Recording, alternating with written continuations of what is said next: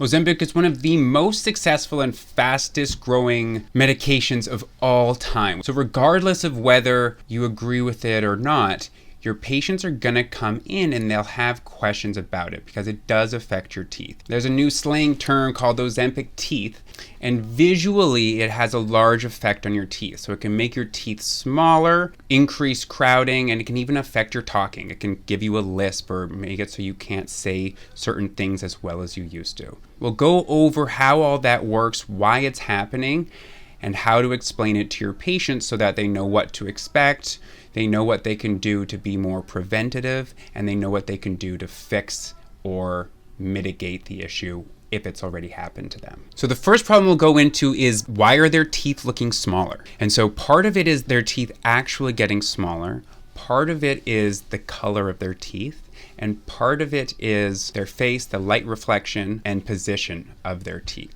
So when we're talking about peptides and Ozempic, they all have a little different effects, but what we're mainly focused on for this is dehydration, loss of fat, and loss of muscle, right? Those three things are gonna really cause these cosmetic changes in people's mouths. And so what happens is, with the loss of muscle and fat, our tongue gets a little bit smaller, and so do our lips. And what this does is it changes the equilibrium of our teeth. So when our tongue is pulled back and our lips shrink, they become pulled apart. And what this does is it changes the pressure on our teeth. So our teeth are in what's called the neutral zone, which is just the balanced area of everything that's pushing it. So it gets pushed from our lips a little bit, it gets pushed from the tongue, and it gets pushed from our opposing teeth. That's why they move if you pull out teeth. And so what happens when you lose a lot of muscle tone and a lot of fat is you lose this volume here. And so with your tongue not behind it anymore, your tongue isn't applying as much force from the back side of your teeth. And then the opposite occurs on the front side, because your lips are now smaller because they've lost fat. And so what this does is your lips want to be closed. You don't want to be mouth breathing all day, right? And when we make sounds and we talk, we need to close our mouth for certain things, or to swallow or to eat. And when you have less lips, you've lost volume in your lips, they need to close more. So your muscles need to tense more in order to pull up and to get closed. And they're also more tense just from the dehydration, right? That's why you cramp if you're not hydrated. But the biggest thing is the loss in volume and them trying to compensate for it. And so it's a very small difference, right? It's not like you're chopping someone's lip off. It's not like you're pushing on their front of their teeth super hard, but it changes the equilibrium enough, right? It just needs to be the slightest change. And the peptides also usually make the orthodontic movement more accelerated because of what it does to the PDL. But in general, what this is going to do is it's going to push these teeth in. And when it pushes these teeth in, the front teeth, it's going to tilt them back, which is important when we talk about speech. And so it's going to push them back to this edge-to-edge position, or even further back than this. And so as far as visually, what happens here is you're not seeing as much of this front tooth. Peptides and Ozempic also cause clenching. So if you're clenching more, you're actually going to wear down your teeth, and so they will actually get shorter and smaller. But most of what we're seeing is just a visual effect. And so if we're looking at this from here, we're only seeing part of the tooth now. Whereas before, when the tooth was down here more, we saw more of that surface. The other important thing is what part of the tooth we're seeing, because the outer layer of the tooth is enamel, and it's very translucent. It gets its color from the tooth structure underneath. And when we're more dehydrated, it gets even more translucent. So just off of dehydration alone, the enamel gets more translucent, which makes it smaller. And when you're looking at it at this tilted back angle, we're looking through more purely just enamel. And so it looks translucent. It's like if you have a glass with Coke or a dark drink in it, right? If you look through the glass from the bottom, it's dark. Everything's dark. And if you look through it without the Coke, everything's clear. When you're looking at it from an angle where there's nothing opaque underneath, the tooth looks translucent, which makes it look significantly smaller.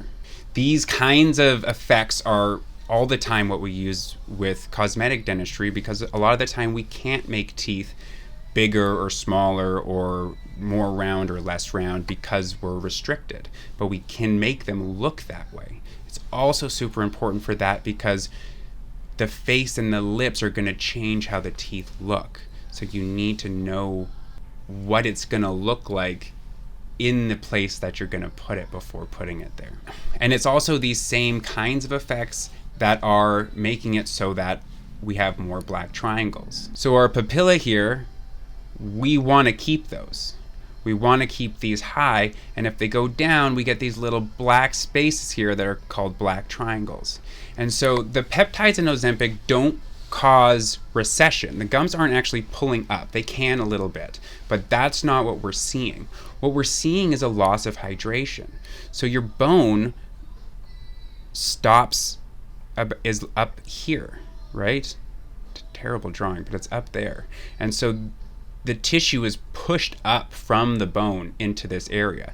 That's why if you have braces, you can get really, really puffy gums, right? You can get gingival hypoplasia and your gums come all the way up to here. It's not that the gums are growing, they're not attaching to your tooth, they're just puffy and inflamed. So when you do the opposite and you dehydrate them and you let the fluid out of them, they pull back. And when they pull back, you start to get those spaces. And then we can talk about the speech, because this is one of the cool things. It affects your bite and it affects how you talk. And so patients all the time will let you know, like, my teeth are starting to get crowded and crooked and tilted from peptides or from aging. And this is from everything being pulled back. A little bit has to do with the muscles, like we said before. With aging, a lot of it also has to do with the skeletal structure and bone remodeling. And what we're seeing for speech is what we would expect, right? So you can't make your T's and S's the same as you could before. So if you were to make a TH sound, what you would want is you would want your tongue to be as close as possible to this top layer so that it makes a thin amount of air, and then you want your tongue to be able to flow off this tooth so that you can have a thin space of air above your tongue to build pressure, and then you just release your tongue downwards under the tooth. When we have our tooth tilted back like this now, your tongue has to come down. Your tongue is now trying to slip forward through it this way because it can't slip in the natural overjet that it had before. And so your tongue is trying to go this way, and it'll make a little bend here to try to slip forward through your teeth instead of down in between them. But that leaves too much airspace above your tongue. So you get too much air through there and you can't get that crisp sound anymore. Similar thing with S's. When you make an S sound, you want your tongue to be all the way at the top of your mouth. You want a nice seal, and then you want it to push through the end. And so when it's tilted back like this, you can't get that seal all the way down, and it makes the S's sound a little more airy. Another cool thing, which is something that you always need to be careful of with cosmetic dentistry, is that your embrasures play a huge role in this. So when you have air coming through this area and down out the end, what we're really wanting to do is funnel that air through these embrasures on our teeth. And when that happens, it makes the air speed up through those small spaces, and that's how we get a nice crisp S sound. If we have these flat from wear, which can happen from peptides and Ozempic. You can absolutely get more wear if you're on peptides and Ozempic, which will affect your S sounds. Or it'll happen if we can't get it nice and snug, right?